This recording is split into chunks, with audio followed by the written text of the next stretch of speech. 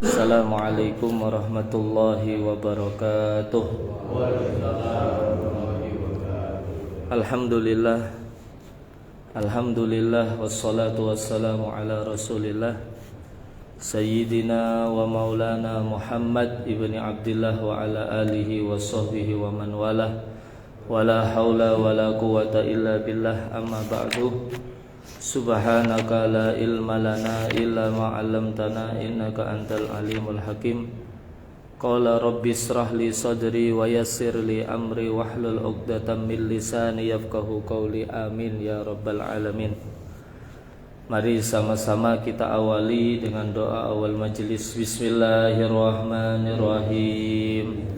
Allahumma inni a'udzubika an adilla au udalla au azilla au uzalla au adlima au udlama au ajhala au yujhala alayya.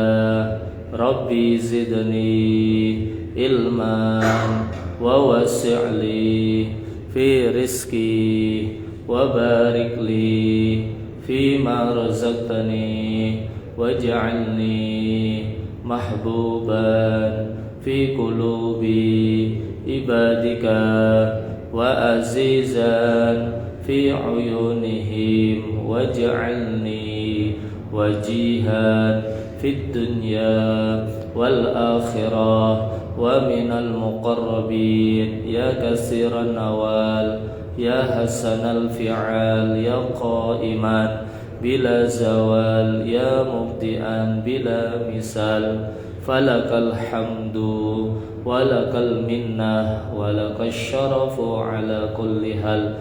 Wa sallallahu ala sayyidina Muhammadin walhamdulillahi rabbil alamin. Alhamdulillah, bersyukur kita kepada Allah. Kita dipertemukan kembali dalam keadaan sehat walafiat berkat taufik hidayah dari Allah Subhanahu wa taala. Kita bisa melaksanakan satu kewajiban yang Allah perintahkan, yaitu salat subuh berjamaah. Mudah-mudahan kita semua mendapatkan fadilah, keutamaan daripada salat berjamaah. Mudah-mudahan dosa-dosa kita diampuni oleh Allah Subhanahu wa taala, dan mudah-mudahan tidak keluar kita dari tempat ini kecuali bersih dari segala dosa, diampuni segala kesalahan kita, dan diterima ibadah kita. Amin ya rabbal alamin. Hadirin jamaah yang dimuliakan Allah, melanjutkan kajian kita kitab Taqriratus Sadidah fi Masailil Mufidah karya Al-Habib Sayyid Hasan bin Ahmad bin Muhammad bin Salim Al-Kaf, salah satu murid daripada Habib Zain bin Ibrahim bin Sumit. Melanjutkan kajian kita, yaitu syarat sahnya sholat. Ini yang penting diperhatikan. Sebelum kita sholat, ada beberapa syarat yang harus diperhatikan. Ada syarat wajibnya sholat, ada syarat sahnya sholat. Yang kita akan bahas melanjutkan di pertemuan yang lalu, yaitu syarat sahnya sholat yang nomor 3. Bismillahirrahmanirrahim. Qala musannifu rahimahumullahu ta'ala wa nafa'anallahu bihi wa bi ulumihi fid dharaini amin. Asyartus salis, syarat sahnya salat yang nomor 3. At-taharatu 'anil hadasain, yaitu suci dari 2 hadas. Kita sudah paham nggih, hadas kecil dan hadas besar. Kapan kalau hadas kecil dihilangkan dengan cara berwudu. Kalau hadas besar dengan cara mandi. mandi junub atau mandi wajib. Falau shalla biduni taharatin walau nasiyan lam tasih. Dikatakan oleh beliau Al-Habib Hasan bin Ahmad bin Salim Al-Kaf, seumpama ada orang sholat tanpa bersuci, walau nasiyan, meskipun dia lupa, lam tasih, maka sholatnya tidak akan sah. Ada pian berangkat dari rumah, ya, dari rumah udah wudu, ya, di tengah perjalanan kembung perut, metabolisme tubuhnya kurang baik, mungkin kan macam-macam, beda-beda, keluar angin dari jalan belakang, maka otomatis batal. Ingatnya kalau dari rumah sudah padahal lewat belok mau ke sini sudah keluar angin. Nah ini kan lupa kadang-kadang ya. Kok ternyata dia sholat tanpa wudu karena tadi sudah buang angin, ya. Dari rumah ingatnya sudah wudu, tapi karena tadi kurang enak badannya, keluar angin, lupa, lam tasih, meskipun lupa tidak sah sholatnya. Kalau waktunya masih ada, maka segera sholatnya diulangi. Atau di tengah-tengah sholat lu ingat, loh tadi saya buang angin ya. Dari rumah benar wudu, tapi ketika berangkat ke masjid buang angin. Di tengah-tengah sholat ingat Pak, nggih, maka otomatis batal. Kok seumpama masih diteruskan sholatnya, haram, dosa. Nah beberapa ulama di antara guru-guru kita mengajarkan, kalau batal di tengah sholat, ingin keluar dari barisan shaf ini ya, maka caranya hidungnya ditutup, nah, supaya tidak menimbulkan prasangka buruk atau bahasanya suudzon. Dan diperbolehkan melewati depannya orang sholat, tidak apa-apa, tidak dilarang ya. Bukan malah apa namanya bahasa miak orang Jawa jadi apa, minggir, tapi justru lewat depan, lewat samping itu, nah baru ke pintu. Bukan malah pundaknya orang lagi sholat dibukain, itu takutnya nanti malah yang sholat dadanya sudah tidak ngadep ke kiblat lagi, bisa tidak sah ya. Jadi caranya gini, keluar dari shaf karena dia ingat tadi sudah batal, keluar dari barisan tutup. Nah, mungkin orang menyangka mungkin dia mimisan atau apa, supaya tidak. Ini adabnya di antara cara ini, nutup hidung. Tidak apa-apa lewat, jangan dihalangi, haram. Bukan, tidak apa, itu diperbolehkan karena dia sedang keluar dari shaf karena batal. Kalau diteruskan ya dosa.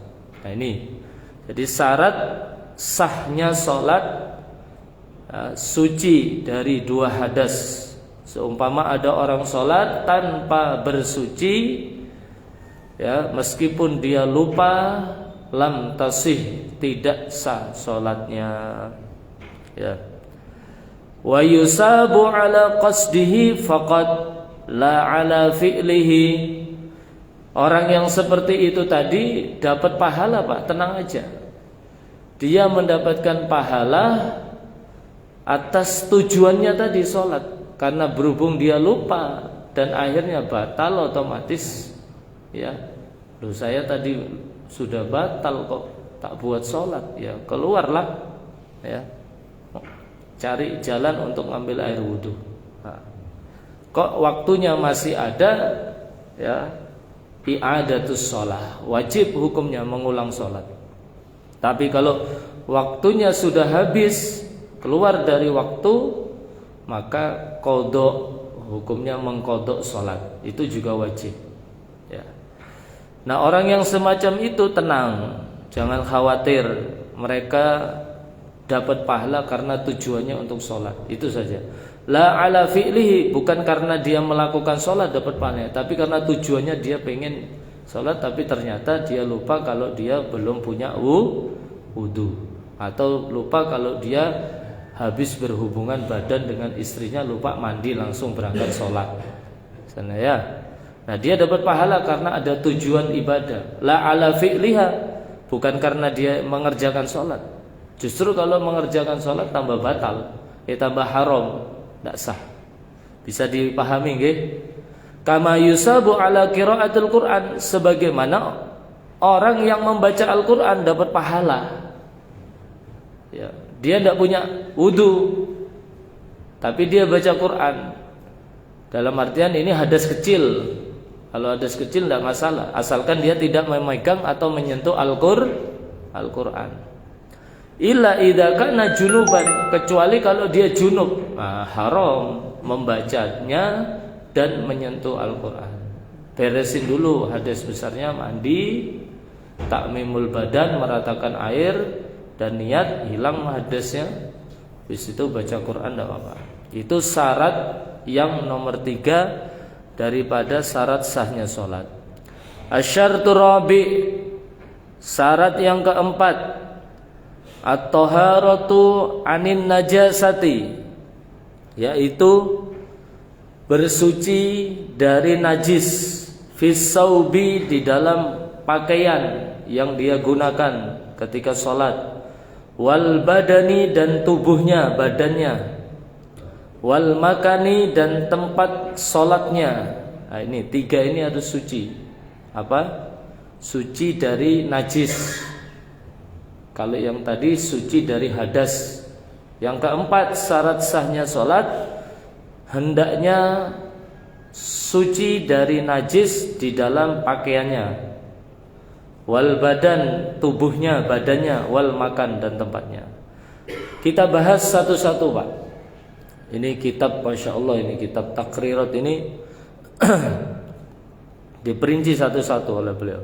As-saubu, apa yang dimaksud dengan pakaian di sini? Saub huwal malbus wal mahmul wa illam yataharrak biharakatih wa kadzalika al-muttasilu bihi. Yang dinamakan saub, pakaian, ketika dia sholat, maka perlu diperhatikan pakaian yang dia gunakan sudah suci belum. Jangan-jangan ada najis yang nempel. Nah, yang dimaksud dengan saub di sini al-malbus, yang dia pakai, baju muslimnya, baju takwa, sarungnya, celana dalamnya, kaos dalamnya, ya, itu diperhatikan. Wal mahmul, yang dia nempel, surbannya, salnya, kacamatanya, yang ikut sama dirinya. Wa illam yataharrak biharakati, meskipun itu benda itu, surbannya itu, meskipun tidak mengikuti gerakannya orang yang sholat. Misalnya ada orang sholat pakai surban panjangnya 7 meter, Pak. Surban itu kan umumnya 2 meter. Dia pakai surban, dikalungkan di lehernya, dibuat sholat karena dia pengen dapat pahala sunnah. Ya, yang punya surban dibawa, nggih. Sayang, termasuk yang ngomong nih lupa tadi. Ya.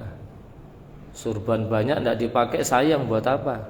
Beli mahal-mahal 300.000, 400 kan surban yang bagus-bagus. Pakai, niatin ngelakuin sunnah.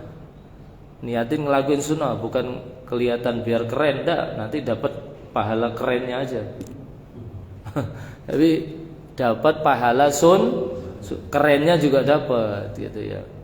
Karena Allah memerintahkan khudu zinatakum inda kulli masjidin. Ya, gunakanlah perhiasan kamu, pakaianmu yang bagus ketika masuk ke dalam jangan dibalik. Pas kondangan bagus, batiknya, celananya, parfumnya, masuk masjid sarungnya ngepir kayak shogun, gamisnya ngepir. Ini ngadep Allah, ngadep presiden, gubernur diundang, bagusnya masya Allah. Kondangan Sabtu Ahad full. Kalau kondangan parfumnya dipakai, masuk masjid, ndak karuan baunya. Ini nasihat buat kita ya.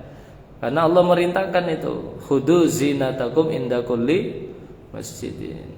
Pakai parfum yang sesuai, yang disenangi orang dan disenangi kita aromanya gitu ya. Ya wal mahmul, kembali lagi. Wal mahmul wa illam yataharrak. Contohnya surban.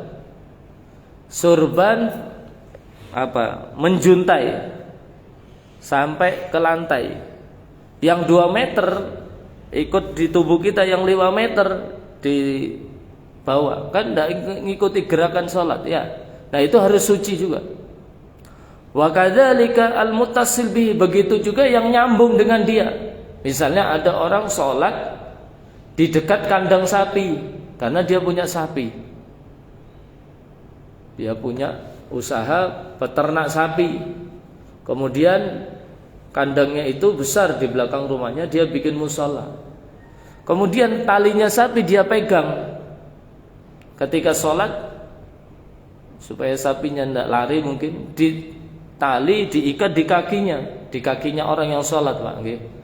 Nah itu pun harus suci sampai segitunya. Al-muttasil bihi, yang nyambung dengan dia. Atau dia ketika sholat kakinya diikat sama rumput Jepang, apa? Tali rapiah. Ternyata tali rapiahnya itu ada kotoran ayam, ya. Maka itu pun tidak boleh juga, karena nyambung sama dia. Al-muttasil bihi, itu yang dinamakan saub. Jadi pakaiannya al-mahmul, yang dia nempel sama dia, kacamatanya, songkoknya, surbannya, salnya yang dia pakai, itu harus suci dari najis. Al-badan, yang dimaksud dengan badan di sini tubuh, yaitu zahir bidunil musalli. Zahiru badanil musalli wa yasmulu dakhilul anfi wal fami wal ain. Yang dimaksud dengan badan di sini yaitu zahirnya badannya orang yang sholat itu suci dari najis. Wa yashmulu dakhilal anfi wal fami wal ain, termasuk juga dalamnya hidung. Ini suci. Jangan sampai bekas mimisan belum dibersihin dibuat sholat. Wal fami, dan rongga mulut. Biasanya orang itu macam-macam nggih. Ada yang gusinya gampang berdarah. Ya, dibuat kumur wudu itu aja kadang berdarah kok. Rasanya tidak enak, asin dan kayak gimana. Diludahin, merah. Najis itu, Pak. Sebelum sholat kumur sebersih mungkin. Ya, itu diperhatikan juga itu. Tidak sah nanti. Wal fami, mulut. Wal ain, dan mata. Nah, mata. Ini yang dinamakan badan. Nah, badan suci, termasuk juga dalamnya hidung, mulut, dan mata. Al-makan, suci dari najis juga tempatnya. Nah, makanya masjid itu yang saya simpulkan dari beberapa masjid itu yang sementara bisa kita gunakan untuk melayani umatnya Nabi Muhammad SAW. Terutama ya, masjid itu 3. 1, air. Air itu kan hal penting ya, untuk wudu, untuk membersihkan, itu air. Yang kedua, karpet, suci dari najis, kotoran cicak dan lain sebagainya. Kalau perlu cicak itu dianjurkan untuk dibunuh memang, Pak, ya. Kotorannya juga najis, ya. Jadi air, karpet itu masjid itu. Dan yang kedua, pendingin ruangan, AC atau kipas. Itu aja, ya. Tidak usah terlalu nanti ornamennya ini, enggak. 3 itu aja dulu. Air, karpet, sama apa? AC atau tempat, kan itu bikin betah orang. Itu aja 3 dulu. Nah, habis itu nanti dikembangkan. Terserah ya itu. Nah, ini penting, tempat sholat. Termasuk ini tempat khutbah Jum'ah. Jadi jangan sampai mimbar, tempat untuk khutbah Jumat itu ada najis. Karena khutbah Jum'ah dengan sholat itu syaratnya sama, harus suci juga. suci pakaiannya, suci dari hadas kecil dan hadas besar, serta tempatnya juga harus suci. Nah, yang dimaksud al-makan ini huwallazi yulaqqihi asna salatihi alladzi yubashshiru saubahu wa badanah, yaitu yang menempel di tengah-tengah salat. Alladzi yubashshiru saubahu wa badanah, yang langsung menempel di tubuhnya orang yang salat dan pakaiannya. Nah, ini. Jadi yang dimaksud dengan al-makan di sini yang menempel di tengah-tengah di saat orang itu salat, ya. Sajadahnya suci, tempatnya suci, dan lain sebagainya. Para hadirin, ada beberapa contoh-contoh yang dihadirkan oleh pengarang kitab ini. Masailu fit taharati 'anin najasati. Beberapa masalah contoh-contoh di dalam suci dari najis. Yang pertama, lau shalla wa fi saubihi aw badanihi najasatun lam ya'lamha aw 'alimaha summa nasiya wa shalla biha wa tadhakkar wajabat 'alaihi al-i'adatu fi halataini likulli salatin tayaqqana fi'laha ma'an najasati. Seumpama ada orang salat, ini contoh, di dalam fikih ini langsung banyak contoh, Pak. Ada beberapa contoh yang dicontohkan oleh beliau. Seumpama ada orang sholat, di pakaiannya atau di badannya ada najis. Ada orang sholat, di pakaiannya atau di badannya, tubuhnya ada najis. Lam ya'lamha, dia tidak ngerti kalau di badannya atau pakaiannya ada najis, tidak ngerti dia. Alima, atau dia ngerti tapi lupa. Bagaimana sholatnya itu? Ya, nah ini. Kalau ada orang yang semacam ini, ketika dia sholat di tubuhnya atau di pakaiannya ada najis, dia tidak ngerti atau dia ngerti tapi lupa, dan dia sholat kemudian ingat, loh, pakaian saya tadi kan najis ini kayaknya. Kayaknya tadi habis kena sesuatu yang najis. Maka wajib bagi dia untuk membatalkan sholatnya dan melepas, menghilangkan benda najisnya, dilepas pakaiannya, ganti baju yang suci. Kemudian dia kalau masih ada waktu sholat, wajib untuk mengulang sholatnya. Kalau sudah habis waktu sholatnya, ya wajib dia mengqadha sholat yang dia tinggalkan itu tadi. Ya, wajib dia mengulang sholat di setiap sholat yang dia yakini ketika dia sholat membawa najis. Surbannya najis mungkin, atau kacamatanya tadi habis kecemplung di mana, tidak dibersihin, tidak disuciin misalnya. Ini seperti itu. Yang pertama, itu yang pertama. Yang kedua, la tasihu salatu man qabada bi yadihi tarfa hablin muttasilin bin najis wa illam yataharrak bi harakatih.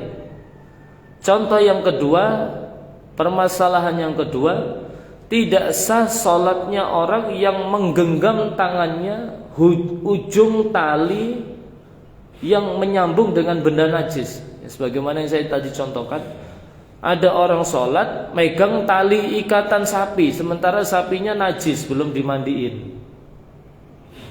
Dia punya sapi, talinya panjang, nah dipegangin aja sambil sholat. Allahu Akbar. Nah, ketika dia sholat, dia memegang ujung tali, yang ujung tali ini menyambung dengan benda najis, meskipun tidak mengikuti gerakannya orang yang sholat, tidak sah. Atau seperti contoh tadi, surbannya 7 meter, dikalungkan di lehernya sampai menjuntai, ngelembreh ke lantai. Ujungnya surban itu tadi ada najisnya misalnya, ya. Meskipun tidak mengikuti gerakannya orang yang sholat, tapi dia masih nyambung di lehernya atau dipegang pakai ujungnya, maka sholatnya tidak sah. Paham nggih? Jadi jangan dianggap oh nggak tak pakai kok, cuma tak pegang tok ujung talinya itu misalnya ya, nggak apa-apa. Nggak, ternyata nggak sah sholatnya. Nah ini yang ketiga, la yadurru wujudan najisin muhadin li badanil musalli au malbusihi au mahmulihi biduni mumassatin lahu walakin ma'al karahati in qaruba urfan. La yadurru, maka tidak membahayakan, artinya tetap sah-sah saja sholatnya. Wujudu najisin, adanya benda najis, muhadin li badan, yang pas berada di pinggir badannya orang yang sholat,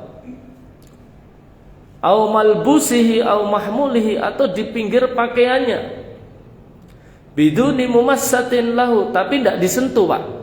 Kalau contoh yang kedua tadi disentuh, nggih, disentuh, dipegang ujung tali, sementara itu nyambungnya ke benda najis. Itu contoh yang kedua. Yang ketiga ini ndak bahaya, artinya tidak bahaya, tidak apa-apa, ndak sampai batal sholatnya.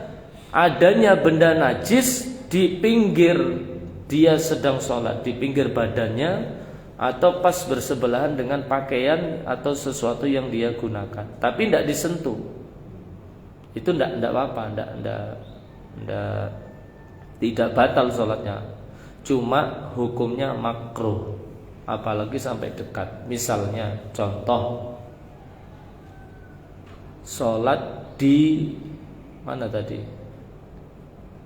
di kandang sapi, atau sholat di rumah, kemudian di kanan kirinya ada pampersnya anak. Pampersnya itu sudah penuh dengan apa Pak?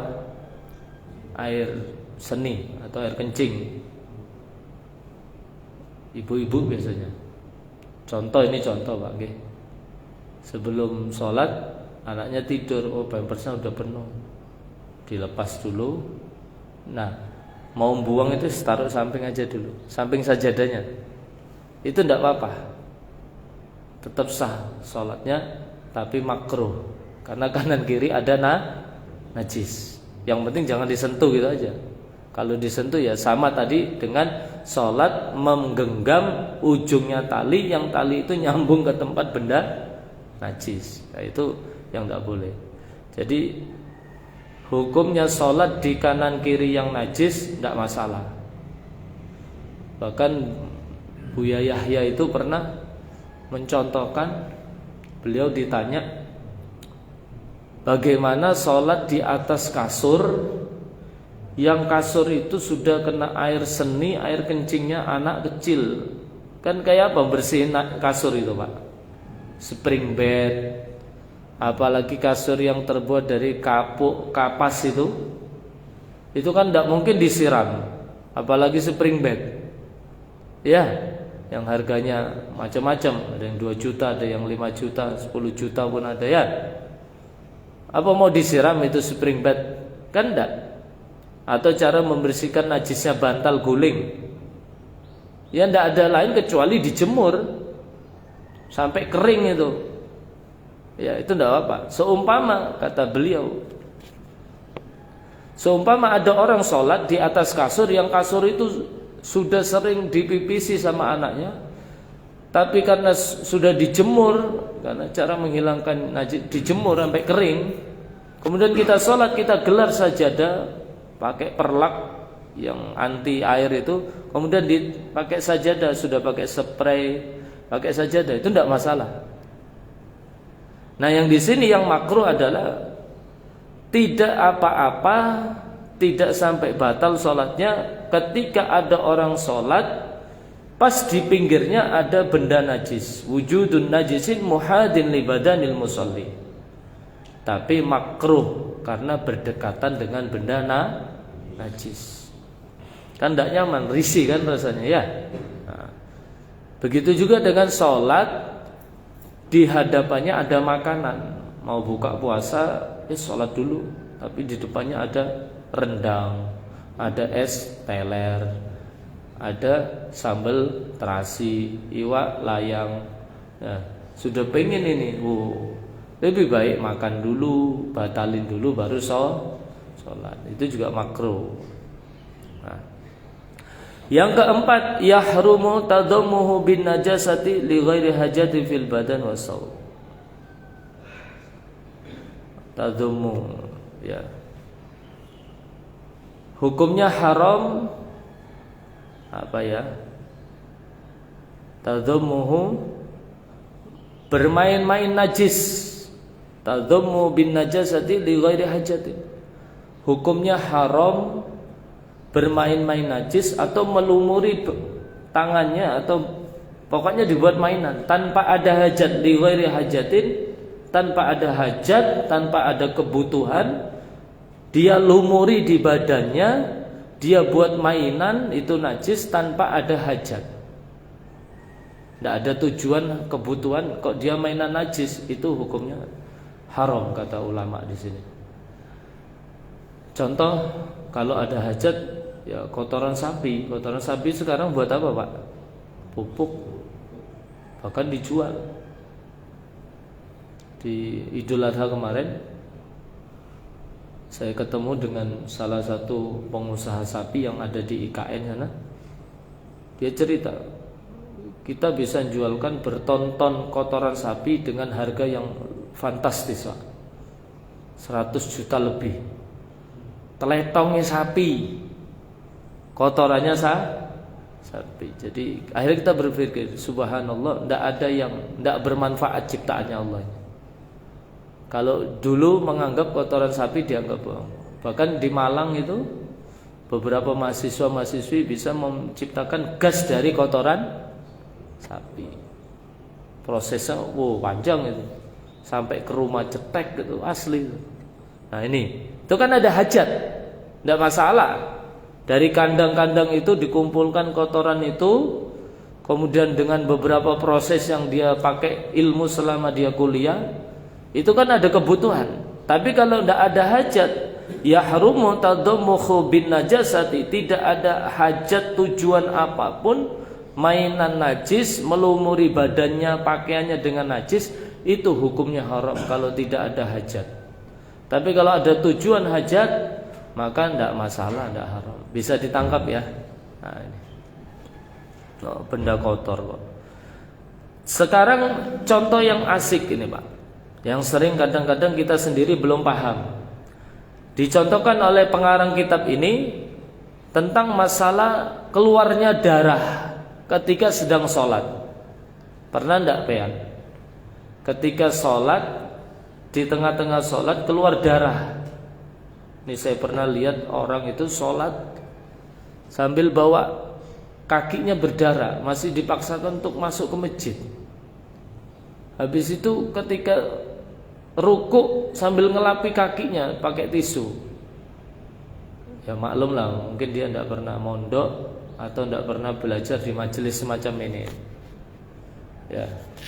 Ya kita ngeliatin aja, mau dinasihati kayak apa, habis sholat langsung pelencing hilang. Mungkin dia habis luka gitu ya, kenapa? Nah, itu penting. Jadi di sini ulama ngajarin tafsil, diperinci hukumnya darah yang keluar di tengah-tengah sholat. Taratan yudriku tarufu. Nah, ini dibahas oleh beliau. Darah itu macam-macam keluarnya, Pak. Ada yang keluarnya sedikit. Taratan yudriku taruf wa taratan la yudriku. Ada kalanya darah yang keluar itu mampu dilihat oleh panca indera mata. Ada yang bisa dilihat, ada yang tidak bisa dilihat. Tarakan yudriku taraf wa taratan la yudriku. Najis darah yang keluar di saat kita sholat itu, najis itu dijelaskan oleh beliau pengarang kitab ini. Terkadang darah itu ada yang keluarnya tidak nampak, sedikit gitu, tipis gitu, lembut. Wa taratan la yudrik, terkadang kelihatan, terkadang la yudrik, tidak nampak gitu. Wa taratan yakunu min nafsihi, terkadang darah itu keluar dari dirinya sendiri. keluar sendiri gitu ya. Bukan dari hasil dipicik-picik. Misalnya ada orang jerawatan. Sebelum berangkat sholat, kan ada hobi micikinan itu kan ada ya. Atau dia punya bisul. Belum mateng, apa bahasanya? Belum mateng ya, belum waktunya keluar itu, dia picik-picik apa. Nah, terkadang darah itu keluar dengan sendirinya min nafsihi wa taratan, atau darahnya sendiri. Wa taratan min ajnabi, atau terkadang darahnya orang lain. Ya, bukan darahnya sendiri. Wa taratan yakunu minal manafid, dan terkadang darah itu keluar dari manafid. Manafid itu lobang-lobang yang ada di dalam tubuh manusia. Lobang yang ada dalam diri manusia itu ada berapa, Pak? 9. Songo 9. 1, 2, 3, 4, 5, 6, 7, 8, 9. Benar. Itu namanya manafid. Lobang-lobang, bolongan-bolongan yang ada di dalam diri manusia. Nah, terkadang darah itu keluarnya dari situ, dari mulut, dari hidung, mimisan, dari mata atau telinga, atau dari jalan depan atau belakang. Nah, ini wa taratan min ghairiha, atau terkadang keluarnya darah ini bukan dari 9 bolongan itu, tapi dari lainnya, mungkin dari pori-pori kulit atau dari yang lain. Wa taratan kasiran, wa taratan yakunu kasiran, wa taratan qalilan. Terkadang darah itu keluar banyak, terkadang darah itu keluarnya qalil, sedikit. Ringkasnya seperti ini. Wa khulasatuhu, ringkasannya, simpelnya, walhasil. Nah, ini diperinci sama beliau supaya kita paham, supaya kita jelas mengerti. Ketika darah itu tidak mampu dilihat oleh mata, mungkin saking lembutnya darah itu, Pak, saking halusnya darah itu, maka hukumnya dimaafkan, najisnya dimaafkan. Pernah saya jelaskan, najis itu ada yang dima'fu bahasanya, ada yang dimaafkan di dalam sholat, ada yang dimaafkan di luar sholat. Nah, darah yang sedikit dan tidak bisa dilihat, mungkin sedikit lembut ya. Kita mau sholat, ternyata tiba-tiba ada darah yang kita tidak tahu, tidak kelihatan di kulit kita. Ini darahnya siapa?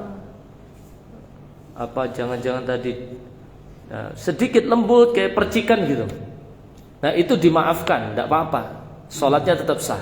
Kalau keluar di tengah-tengah sholat, darahnya sendiri atau darahnya orang lain.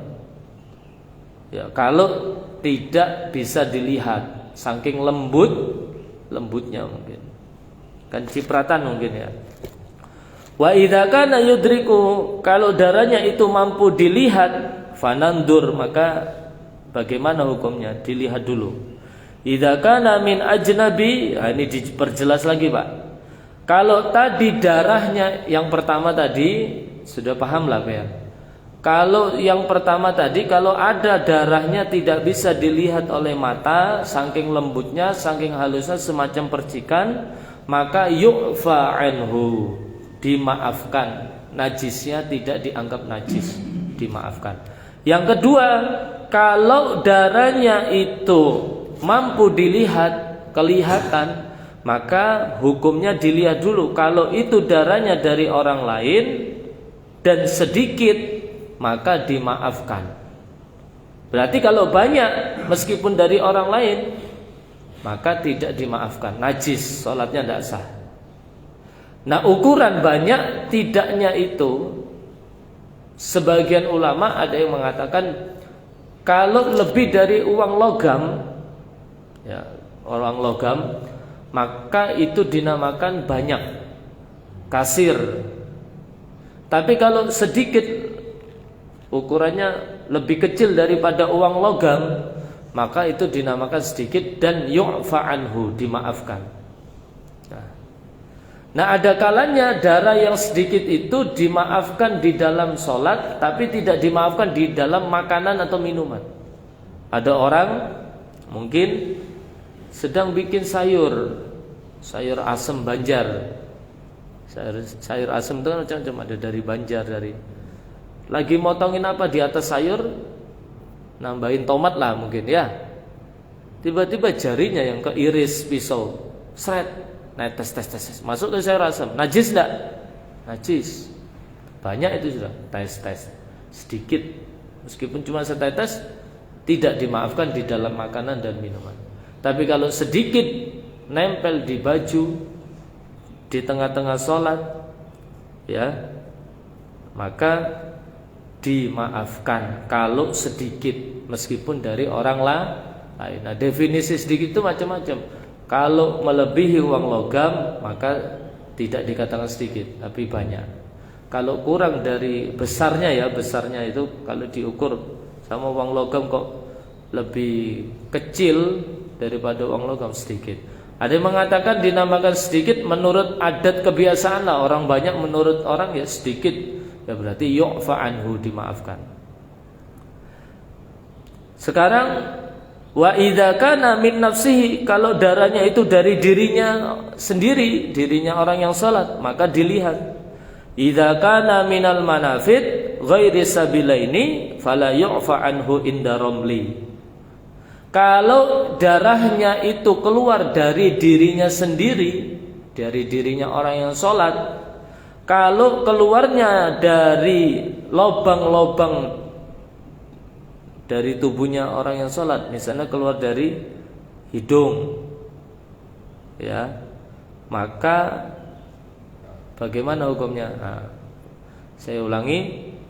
Kalau darahnya itu keluar dari dirinya sendiri, dari dirinya orang yang sholat, maka kalau darahnya keluar dari lubang-lubang, misalnya keluar dari hidung atau dari telinga, selain dua jalan depan belakang ini, mungkin keluarnya dari hidung sama telinga, maka dimaafkan, tidak dianggap najis, dimaafkan menurut pendapatnya Imam Romli.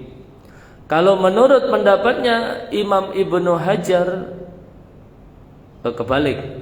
Menurut pendapatnya Imam Romli tidak dimaafkan, tetap najis meskipun keluarnya dari dua lubang, dari ini hidung atau telinga. Tapi kalau menurut Imam Ibnu Hajar dimaafkan jika sedikit.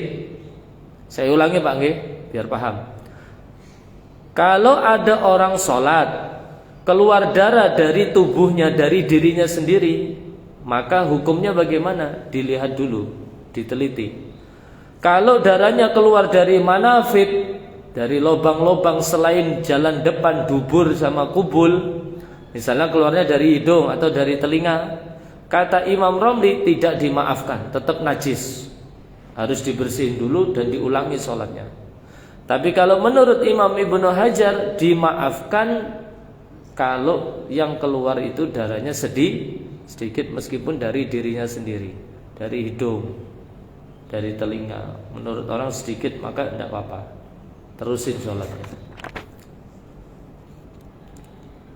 Wa idza kana min ghairil manafid, kalau keluarnya itu bukan dari 9 lubang itu, misalnya dari kulitnya atau selain lubang mulut, telinga, dari 9 lubang tadi yang kita sebutkan, maka dilihat, diteliti. Idza kana qalilan lam yakhtalit bi ajnabi fayu'fa anhu. Kalau keluarnya itu sedikit dan tidak bercampur dengan darah orang lain, maka dimaafkan. Tapi kalau keluarnya banyak, dimaafkan dengan 3 syarat. Tidak, syarat yang pertama, tidak dipicik-picik atau tidak diapain sebelum sholat. Sebelum sholat tidak digini-giniin jerawatnya atau bisulnya. Kan ada orang tangannya geratil itu, tidak betah kalau kayak gitu, pengen digaruk. Allah yakuna bifi'li, bukan dari usahanya dia, sebelum sholat digini-giniin. Nah, ketika sholat keluar banyak, tidak boleh. Allah yakhtalita bi ajnabi, syaratnya tadi Yang kedua, tidak bercampur dengan darah yang lain. Yang ketiga, la yantakil, darahnya tidak berpindah kemana-mana. Nah, ini syaratnya kalau darahnya banyak yang keluar, kalau dimaafkan harus memenuhi 3 syarat ini. Wallahu a'lam bis-shawab. Ya, bagaimana di saat sedang Jumatan, kadang-kadang saya sendiri kalau khutbah sering melihat kotak infak itu ya. Kotak infak berjalan. Yang bagus ya, saran saya menjalankan kotak infak itu yang bagus adalah bukan di saat di tengah-tengah orang sedang mendengarkan khutbah. Nanti takutnya bisa batal. Ya. Jangan anggapannya apa nunggu jamaah, karena kalau sudah dengeri khutbah itu biasanya jamaahnya banyak Pak Ustadz, kata pengurus masjid. Caranya gini, sebelum adzan pertama kah, tidak usah nunggu orang banyak ya, kasih kotak infak. Kotak infaknya berapa sini? Kalau bisa setiap soft ada, biar cepet gitu. 1, 2, 3, berapa soft ini barisan? Nah itu biar cepat. Karena kalau dijalankan kotak infak di tengah-tengah khutbah, orang itu kadang itu batal sudah dia. Dia tidak dapat pahala Jumatan. Nabi mengatakan ketika khutbah sedang dilakukan, maka ansitu wasma'u. Bukan hanya dengerin, perhatikan. Tidak boleh kita berkata-kata, hus diam, nak diam nak, tidak boleh ngomong. Itu udah batal ya. Tidak dapat pahala gugur dia melakukan Jumatan tapi tidak dapat pahala ya. Kenapa? Karena dia ngomong ketika sedang Nah kita khawatir jangan-jangan nanti ketika dia sibuk dorong dorong itu loh, nah itu yang dikhawatir. Maka saran saya